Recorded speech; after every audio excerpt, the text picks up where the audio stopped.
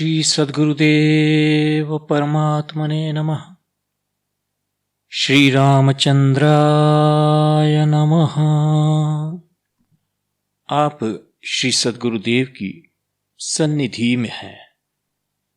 सद्गुरुदेव की सन्निधि के तीसरे भाग से जो कुमुदिनी बेन ने लिखा है, संग्रह किया है बातों को गुरुदेव की, उसमें से इस वक्त हम पत्र, प्रसंग और वार्तालाप जो भी गुरुदेव के प्रसंगों में नोट किया गया है इस किताब में, वह आप पढ़ रहे हैं और सुन रहे हैं। अब इसमें 167 पर 167 पर किसी ने प्रश्न किया कि आप हिंदी भाषा में क्यों बोलते हैं। श्री गुरुदेव ने उत्तर देते हुए कहा, मेरी मातृभाषा मराठी है, लेकिन मैं 9-10 साल का था तभी से गृह त्याग किया। तभी से साधुओं के संग, उनके अखाड़ों में घूमता फिरता रहा था। फिर फौरन ही श्री पतितपावन जी भगवान के चरणाश्रित होने का परम सद्भाग्य प्राप्त किया। भगवान की मातृभाषा गुजराती थी, परंतु मैंने कभी आपसे गुजराती सुनी नहीं है। आप बहुत कम बोलते थे, जब भी बोलते थे हिंदी में बोलते थे। व्रज भाषा, मगधी, अवधी, उर्दू, फारसी, संस्कृत भाषा में भी कभी कभी वैसे मौका उपस्थित होने पर बोलते थे। कश्मीर पहुंचते पहुंचते पंजाबी, गुरुमुखी, पहाड़ी आदि भाषाओं का उपयोग भी करते थे। कश्मीर प्रदेश की कई भाषाओं का उपयोग करते थे। अच्छा, यह मैं इसलिए कहता हूं कि आपको ख्याल आ जाए कि मेरी मातृभाषा किस प्रकार छूटती गई।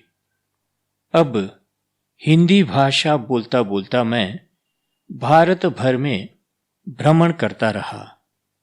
करीब करीब पूरे भारत में लगातार भ्रमण करता रहा था। अभी अभी 50-60 साल से वैसा भ्रमण नहीं करता हूं जैसा मैं पहले करता रहता था। कारण भगवान की आज्ञा। वैसे मैं कश्मीर की पहाड़ी भाषाओं को जानता हूं, बंगाल के विभिन्न प्रांतों की देहाती भाषाएं जानता हूं। वैसे ही मध्य भारत, उत्तर प्रदेश, राजपूताना के विभिन्न प्रांतों की बोलचाल की भाषाएं जानता हूं। जरूर पढ़ने पर बोलता भी हूं। दक्षिण की भाषाओं को कुछ कुछ जानता हूं, परंतु इतने भ्रमण और भाषाओं के ज्ञान व अनुभवों को लेकर मैंने सरल से सरल हिंदी भाषा को अपना लिया है। मैं दावे के साथ कह सकता हूं कि हिंदी भाषा केवल भारत भर में ही नहीं अपितु विश्व के बड़े बड़े देशों में भी समझी जाती है, बोली जाती है और पढ़ाई भी जाती है। भारत में स्वतंत्र बोलचाल की हिंदी से काम लिया जाता है। चाहे हम हिमालय की ऊंची चोटी के देहातों में हो या मध्य प्रदेश के भीतरी देहातों में हो, छत्तीसगढ़ी विस्तार हो या अवधी मगधी विस्तार हो, मेरा अनुभव है कि मैं जो सरल हिंदी भाषा बोलता हूं उससे बराबर काम बन जाता है। सुनने वालों बराबर समझ लेते हैं। और फिर यह भी एक बात है ना कि मौका पड़ने पर मैं अवधी, मगधी, छत्तीसगढ़ी, उत्कली, उड़िया, गुजराती, मराठी, संस्कृत, उर्दू, फारसी व व्रज की बोली भी बोल लेता हूं। पहले मैं अंग्रेजी खूब बोलता था, फिर अभी 15-20 साल से कभी एक आध शब्द बोलने लगा हूं। हिंदी भाषा ही हमारी राष्ट्रभाषा ही नहीं, अपितु अंतर्राष्ट्रीय समृद्ध भाषा ही हो गई है। इसमें संत महात्माओं का योगदान नगण्य नहीं है। मैं तो हजारों लोगों के साथ केवल हिंदी में बातचीत करता हुआ कई कई सालों से कहां कहां घूम फिर रहा हूं और अनुभव से कहता हूं कि सभी ने मेरी बातचीत आसानी से समझी है। इतना ही नहीं, सभी को पसंद आई है और मेरा विश्वास है कि हमेशा सभी को पसंद आएगी, क्योंकि हिंदी भाषा संस्कृत भाषा की लाडली दुहिता तो है ही, तदुपरांत बड़ी ही मधुर, भाववाही, सरस, सुगम, विज्ञानपूर्ण और कर्णप्रिय है। उसके आंदोलनों का प्रभाव और कई भाषाओं के आंदोलनों के प्रभाव से कई गुना बढ़कर फायदेमंद, हितकर है, जो मनुष्यों को तथा इतर पशु प्राणी और पदार्थों को भी विशेष रूप से संवादी बनाते हैं, अर्थात एक दूसरे के प्रति समभाव व प्रेम भाव को जगाने वाले और पुष्ट करने वाले हैं। इस सृष्टि में जो कुछ भी है, सभी को एक दूसरों का पूरक बनकर रहना चाहिए, सहयोगी बनना चाहिए। प्रतिद्वंदी कभी मत बनो। प्रकृति और मनुष्य, पशु, पंखी, वनस्पति सभी को परस्पर में प्रेम के आंदोलनों का आदान प्रदान करने का है। जब मनुष्य स्वार्थ को लेकर इस बात को भूल जाता है, तब सृष्टि भर में विसंवादिता बढ़ जाती है और परिणाम में हर प्रकार की मुसीबतों को झेलना पड़ता है। इस प्रकार हिंदी भाषा को कितना महत्व गुरुदेव देते थे, ये बात आप सबने जानी। इस स्थान पर आपको हम जब छोटे थे ना, 9वीं में शायद, तब अमीर खुसरो का एक हिंदी भाषा पर निबंध था या ऐसा कुछ।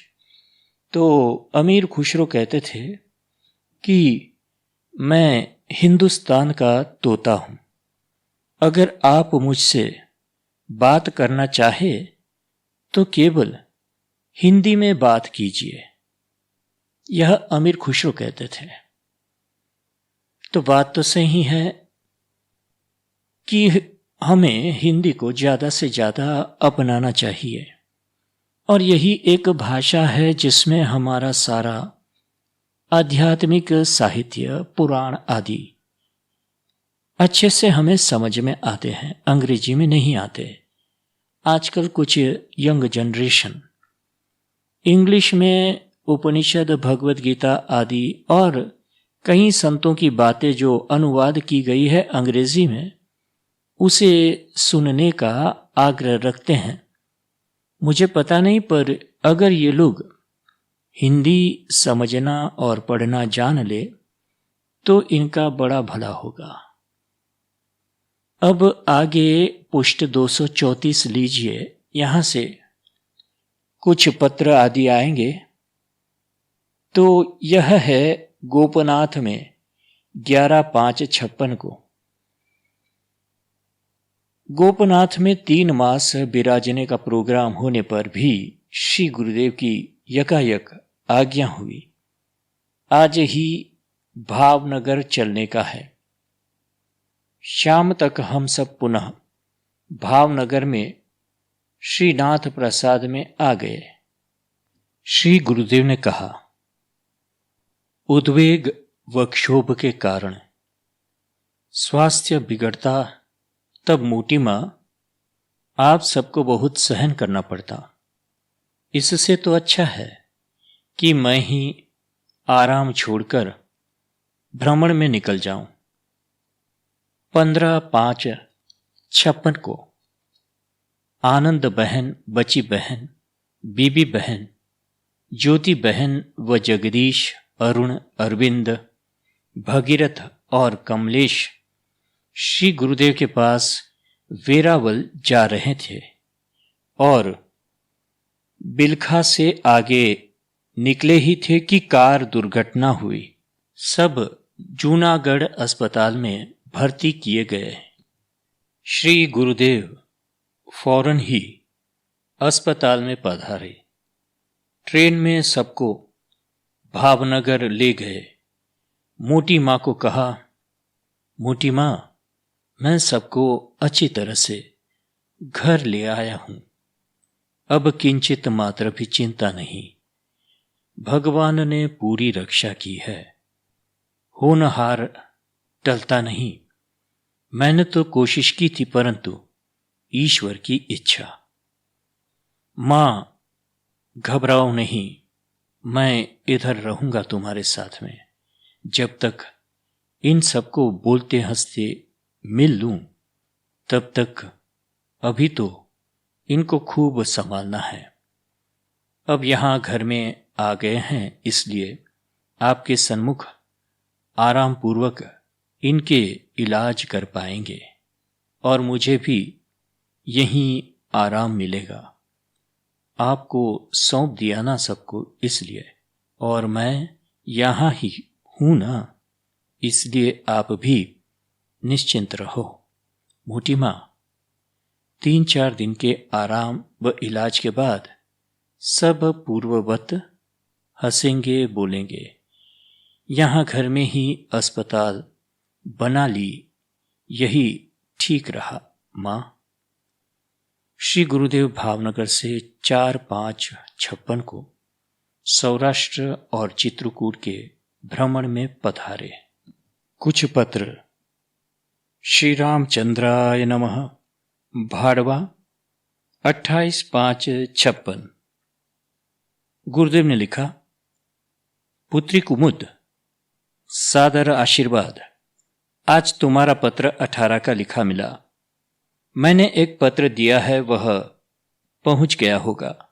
स्वास्थ्य ठीक है, चिंता न करना कुमुद। क्या लिखूं? अकस्मात से हृदय दुखित जैसा अस्त व्यस्त हो गया है। प्रिय पुत्री बबी, निरपराध को असह्य पीड़ा भोगन पड़ रही है। जिसको सपने में भी पीड़ा न होनी चाहिए, उनको प्रत्यक्ष पीड़ित देख रहा हूं। यह विधि की विलक्षणता।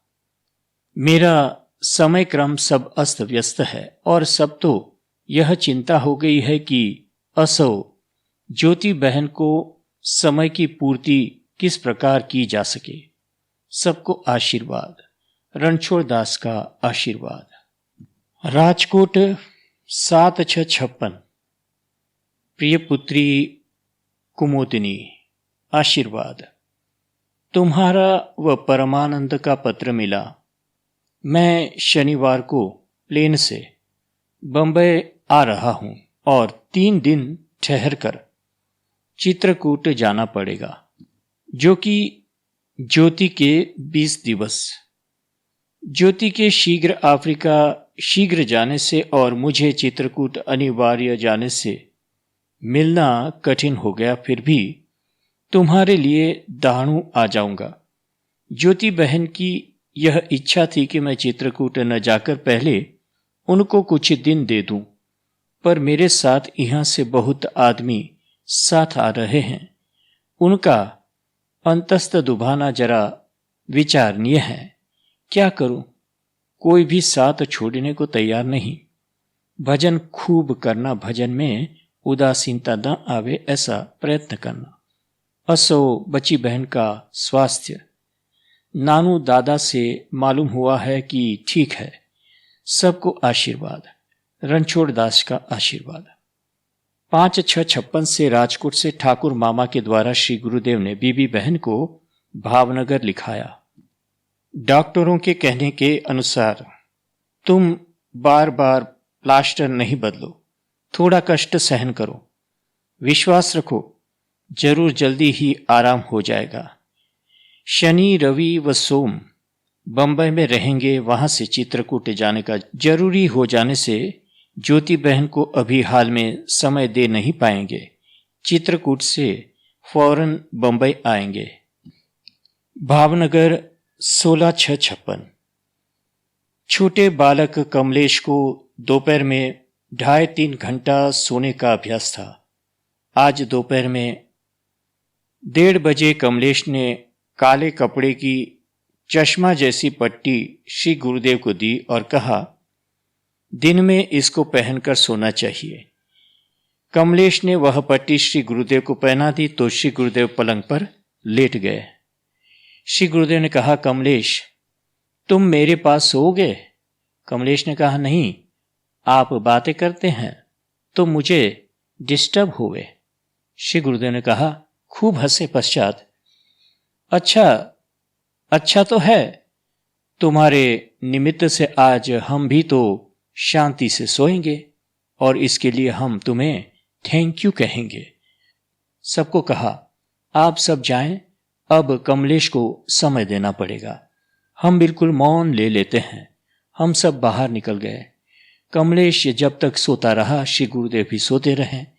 3 घंटे पश्चात उठने पर श्री गुरुदेव ने पूछा, कमलेश सच बताना, तुम डिस्टर्ब तो नहीं हुए? कमलेश ने कहा, नहीं। श्री गुरुदेव ने कहा, थैंक यू। श्री रामचंद्राय नमः। चित्रकूट तारीख 11/6/56। गुरुदेव ने पत्र लिखा, संत जी मां संत जी, आपका पत्र मिला।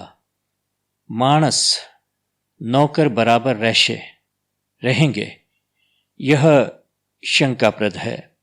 जो हो हाल तो ठीक है। आनंद से यहां पर साधु जीवन यानी कि भोजन होता है और शरीर खूब स्वस्थ है। साधना करते रहना। रणछोड़ दास जी का आशीर्वाद। चित्रकूट 18/6/56। लिखा, संत जी मां संत जी, सादर आशीर्वाद। मेरी चिंता करना नहीं, ठाकुर भाई बराबर मेरा ध्यान रखते हैं और खूब रसमय जीवन बनाने का प्रयत्न करते हैं। मेरे पुष्कर आने का समय होते ही शीघ्र पुष्कर आ जाऊंगा। रणछोड़ दास का आशीर्वाद। श्री रामचंद्राय नमः। गुरुदेव ने लिखा, मौदह रगौल हमीरपुर तारीख 10/7/56। प्रिय पुत्री कुमुद, सादर आशीर्वाद। तुम्हारा पत्र मिला। मैं तुमको पत्र न लिख सका, उसके 2 कारण हैं। एक तो गामड़े गांव वाले अवकाशी नहीं दे रहे। द्वितीय, कौनूर का पता मालूम नहीं था। ज्योति के साथ रहना भी एक कर्तव्य का पालन है जो मानव को श्रेय साधन ही समझना चाहिए। तुम साधना का इसको एक अंग बना सकती हो जो यह सेवा ममत्व से रहित हो। तो मैं 16 को बंबई आने का हठ यहाँ के लोगों के सामने रख रहा हूं, जो वह स्वीकार न कर घोर विरोध कर रहे हैं। और अभी तो 2 व्यक्ति अनशन पर उतरे हैं।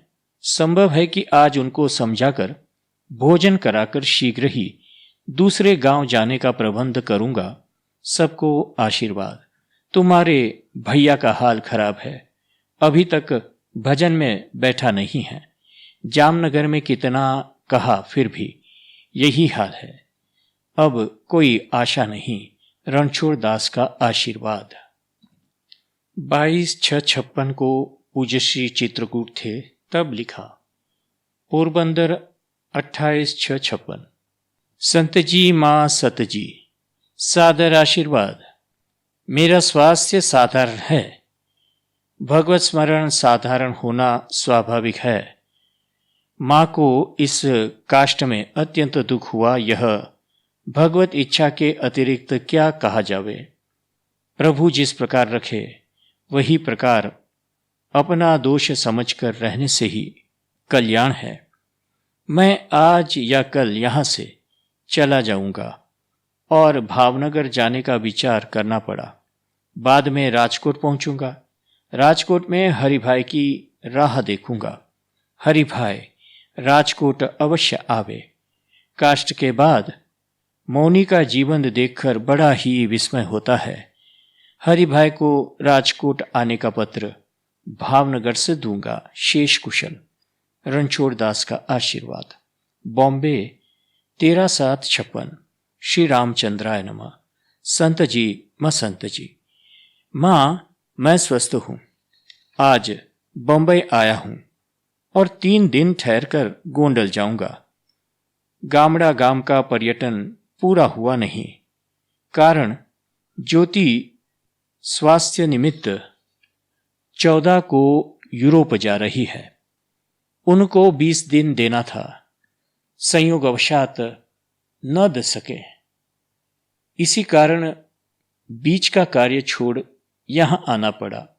गामड़े गांव का निस्वार्थ स्नेह, भोलापन छोड़ने में बहुत विचार हुआ, पर क्या करूं।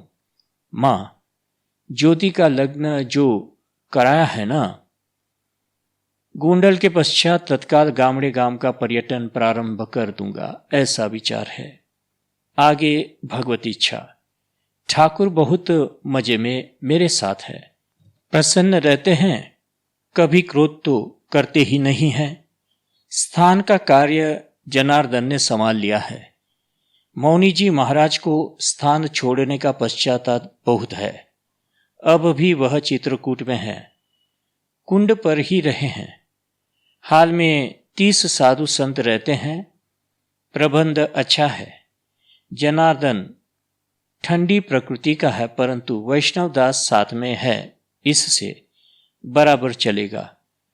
हाल में पुष्कर आने का विचार नहीं, परंतु मैं दूध मौसम्बी बराबर लेता हूं, इसमें संदेह नहीं। रणछोड़ दास जी का आशीर्वाद। बंबई 13/7/56 से 16/7/56। राम महल। इन दिनों में श्री गीता जी ऊपर की PhD थीसिस के कार्यवशात मेरे गाइड प्रोफेसर वेलनकर जी को मिलने को मैं बॉम्बे में थी। राम महल में जयराम भाई के यहाँ ठहरी थी। बीबी बहन भावनगर थी। मोटर अकस्मात में उनकी पीठ की हड्डियों में गहरी चोट होने के कारण 2 मास से प्लास्टर में थी। डॉक्टरों का कहना था कि अभी और 4-6 मास तक प्लास्टर रखना होगा। आज सुबह से मैं प्रोफेसर के पास गई थी। दोपहर के करीब 2 बजे राम महल आई और लिफ्ट में चढ़ी तो उसी वक्त जयराम भाई भी आ पहुंचे। लिफ्ट ऊपर जाती रही थी, तब मैंने पूछा, जयराम भाई, क्या आज आपकी ऑफिस बंद है या हड़ताल हो गई? जयराम भाई ने कहा, नहीं, ऐसी कोई बात नहीं, परंतु श्री गुरुदेव यहाँ राम महल में हमारे घर पर पधारे हैं। ठाकुर भाई साथ में हैं। चित्रकूट से ट्रेन से अभी पधारे हैं। मुझे अभी ठाकुर भाई का फोन था तो मैं जल्दी आया। अब तो जल्दी जल्दी घर में गए। श्री गुरुदेव स्नान भोजन आदि से निवृत्त होकर प्रसन्नतापूर्वक विराजे थे। श्री गुरुदेव के लिए आवश्यक सब सामान सुविधा ठाकुर मामा ने नौकरों के द्वारा तैयार करा ली थी। जैसे कि श्री गुरुदेव के लिए अलग रखे हुए टाट के खोल वाले गद्दी और तकिए, शाल, कंबल, कांच के ग्लास प्लेट, वस्त्र, टुवाल, रुमाल आदि। श्री गुरुदेव के आते ही स्नान किया था। ठाकुर मामा ने भोजन तैयार कर दिया था। हम प्रणाम करके बैठे। श्री गुरुदेव तकिए पे पीठ टिकाए हुए आराम पूर्वक विराजे हैं। श्री गुरुदेव ने कहा, अच्छा, दोनों आ पहुंचे। मैंने ठाकुर को कहा था, जयराम को अभी कुछ खबर नहीं देना। काम पर से घर पर आ ही तो जाएगा, तब मिलेंगे ही। जयराम भाई, मैं ज्योति के लिए ही खास आया हूं। ज्योति को खबर दे दो। आज का दिन और किसी को भी खबर नहीं देने की है। ठाकुर, तुम रात्रि को देरी से छबिल भाई को खबर देना, वह तो सुनते ही आ जाएंगे। वह भले रात्रि को आ जावे, परंतु अभी खबर नहीं देना। मुझे ज्योति से मिल लेने दो, तब तक शांति से रहना। ज्योति लंदन कब जा रही है? अभी कहाँ है? ऊटी से तो आ गई है ना? जयराम भाई ने कहा, जी हां, यहां बंबई में ही है। ताजमहल होटल में ठहरी है। 16 को लंदन जा रही है।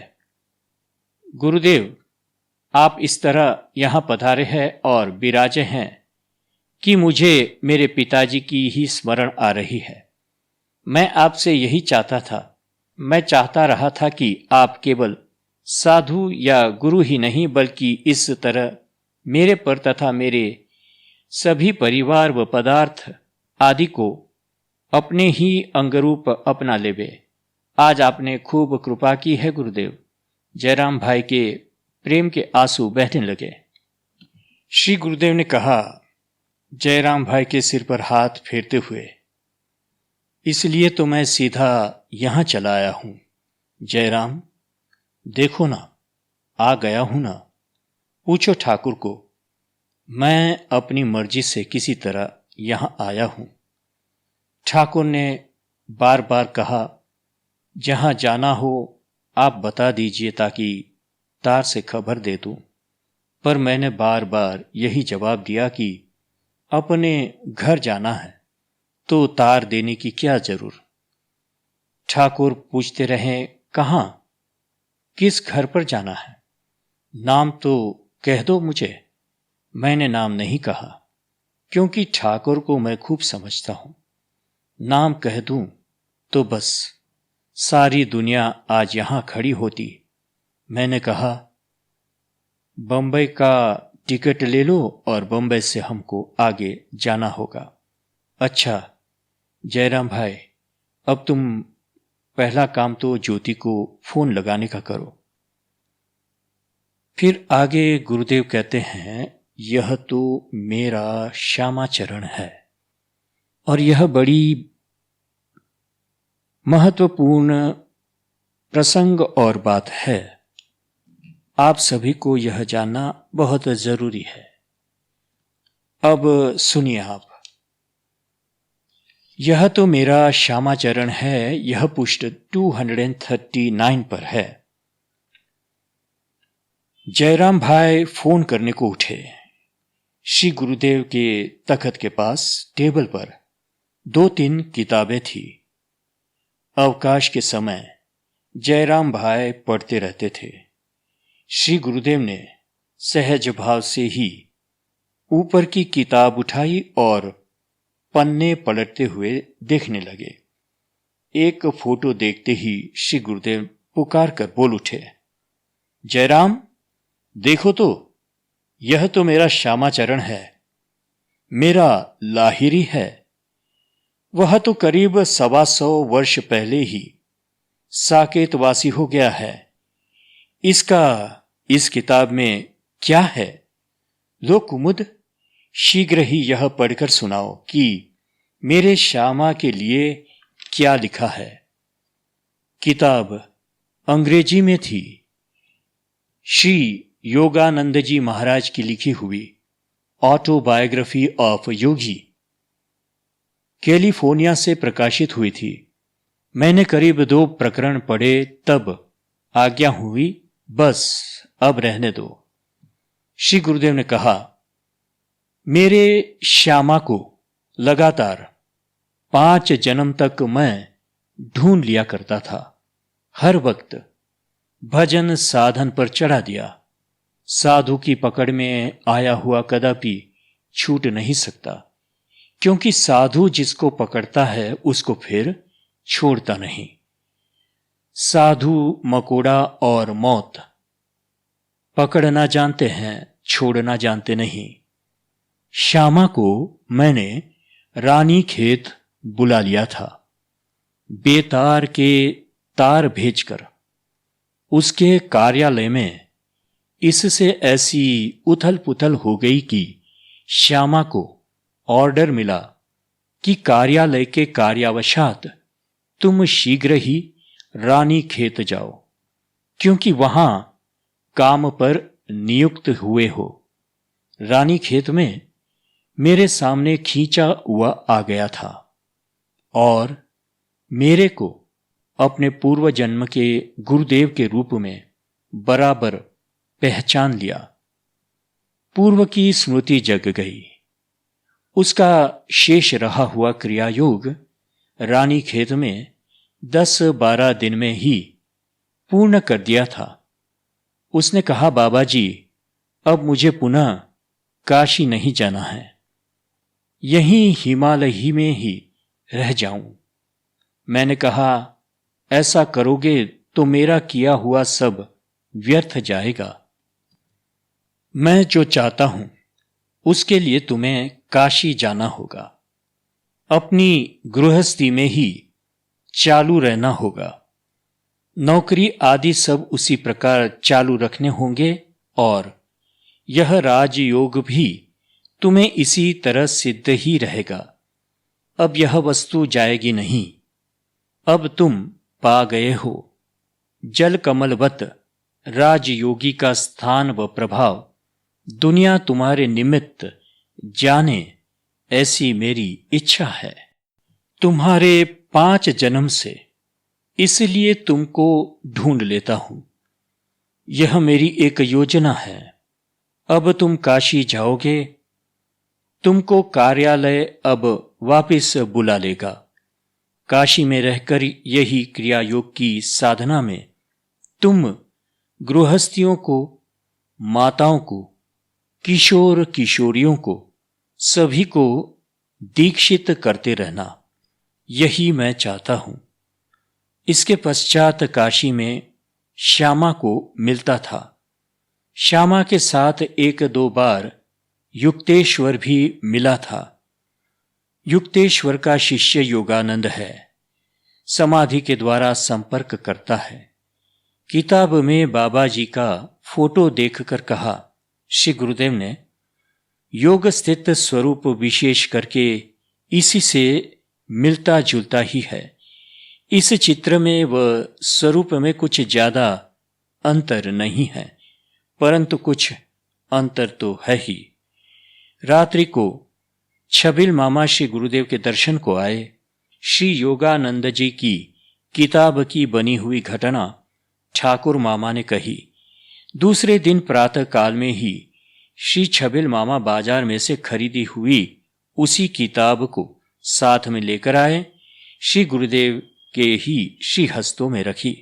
श्री गुरुदेव ने कहा, इसको मैंने अनायास कल ही देखा। इसमें मेरे श्यामा का फोटो है। कुछ बातें सत्य है। हीरा माणिक के महल आदि कुछ तो अतिशयोक्ति है। 15/7/56 राम महल बंबई। श्री गुरुदेव ने परसों 2 दिन के लिए गोंडल, फिर वहां से चित्रकूट पहुंचने की बात की। इस पर सबने और भी 8-10 दिन अर्थात पूर्णिमा तक विराजने की प्रार्थना की। जयराम भाई ने खूब आग्रहपूर्वक प्रार्थना की। तब श्री गुरुदेव ने कहा, साधु को ख्याल रखना ही चाहिए कि गृहस्थ के ऊपर बोझा नहीं बढ़ाए, और जो बढ़ाता है वह साधु ही नहीं, गृहस्थ की व्यय की हुई एक एक पाई साधु के रक्त, मांस व हड्डी तक में लग जाती है और खूब सावधानी पूर्वक परहित जन कल्याण व भजन करते रहते और रहने से ही यह पाई हड्डी में से निकलती है। संसारी का टुकड़ा नव नव अंगुल दांत, सेवा भजन करे तो उबरे, नहीं तो फाड़े आंत। जयराम भाई ने कहा, आप ऐसा कहते हैं, सुनकर के मुझे खूब दुख हो रहा है। आपका कोई बोझा हमको है ही नहीं। हमारे किसी के मन में भी आप हम में से कोई दूसरे या पराये हैं, ऐसा बिल्कुल नहीं लगता है। फिर बोझा की बात ही कैसे हो सकती है। श्री गुरुदेव ने कहा, जयराम भाई, दुख न लगाओ, फिर फौरन वापिस आ जाऊंगा हूं। तुम्हारे किसी के लिए मैं बोझ रूप नहीं, इसमें मुझे किंचित मात्र भी शंका नहीं हो सकती है। लेकिन साधु साधु ही होता है, वह अपनी आदर्शों की मर्यादा का उल्लंघन कभी नहीं करेगा। साधु सबका होता है। साधु का कौन होता है जानते हो? वही जो उसके वचनों को मानता है। तुम सब मेरे ही परिकर हो। मैं तुम्हारे सबका हूं। जो मेरा कहना मानते हैं वह मेरा ही अंग है, और सुनते तो रहते हैं लेकिन मानते नहीं हैं, अर्थात आचरण में नहीं उतारते हैं। वे मेरे से अपरिचित जैसे ही है। मैं जो कहता हूं सो करो। पात्रता अपात्रता के अति सूक्ष्म परिणाम समझना व देखना साधारणों को साध्य नहीं है। साधु बड़े ही संकोची होते हैं। जयराम भाई ने कहा, साधु तो दयालु और उदार ही होते हैं। श्री गुरुदेव हंस उठे, फिर कहा, अरे तुम्हारा गुजराती भाषा का शब्दार्थ मत समझाओ। संकोची का अर्थ साधु की बोली में क्या है जानते हो? सब बैठे होंगे तो नींद आने पर भी साधु सबके सामने बैठा रहेगा, कहेगा नहीं कि मुझे सोना है। ऐसे ही भूख प्यास पीड़ा व्यथा सुविधा असुविधा सर्दी गर्मी आदि आदि सब बातों में साधु बड़ा ही संकोची होता है। और वही साधु अपनी सजातीय यानी भजन के ही लक्ष्य वाले साधुओं के साथ निसंकोची होता है। इसलिए अनिश्चित भी दबाववश पवन में उड़ता सूखा पत्तों के समान रहता है। परंतु साधु से इस प्रकार करना, यह तो साधुता का स्वार्थ वृत्ति से गैर लाभ उठाना है। साधु का यह दुरुपयोग है। अब आप सबकी इच्छा होवे वैसा करें। जयराम भाई ने कहा, इसमें मुझे कुछ समझ नहीं पड़ रहा है। आप जो आज्ञा दे वैसा करूंगा। श्री गुरुदेव ने कहा, यही बात है जयराम भाई। मुझे परसों गोंडल जाना चाहिए। वहां मैंने हरिचरण को भेजा है। तुम तो मैं कहता हूं वैसा करो और कुछ भी मत सोचो। सर्वस्व अर्पण करके पूर्ण प्रपत्ति चाहने वाले आतुर पुरुषार्थी भक्तों के साथ साधु की अटूट आत्मीयता हो जाती है, जो फिर जन्म जन्मांतरों में भी टूटती नहीं है।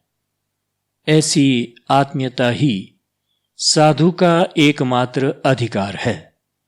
नहीं तो साधु का तो कुछ होता ही नहीं है।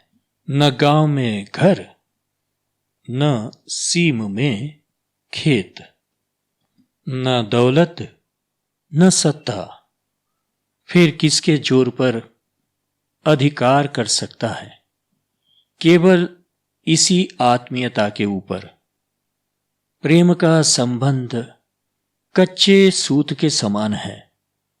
मानो तो वह जन्म जन्मांतर तक है, नहीं मानो तो फिर टूटने में देर ही क्या। इसी समय कृष्णा बहन ने चिट्ठी लिखकर श्री गुरुदेव को दी। संयोग की बात है कि मैंने भी चिट्ठी दी और चंदू बहन ने भी दी। तीनों चिट्ठियां पढ़कर श्री गुरुदेव खूब हंसे। पश्चात कहा, अच्छा, जैसी आपकी इच्छा। तो अब मैं 17-18 को चांदीवली, 10-20 डाहणु, 21-22 को राम महल में, 22 को सुबह मैं 5:30 बजे पूर्णिमा का पूजन राम महल में, फिर चांदीबली में, फिर प्लेन से सीधा राजकोट, वहां से गोंडल, राजकोट गोंडल जामनगर को यह खबर दे दो। श्री रामचंद्राय नमः। श्री सद्गुरुदेव परमात्मने नमः। हरि ओम तत्सत। हरि ओम तत्सत। हरि ओम तत्सत। ओम शांति शांति शांति।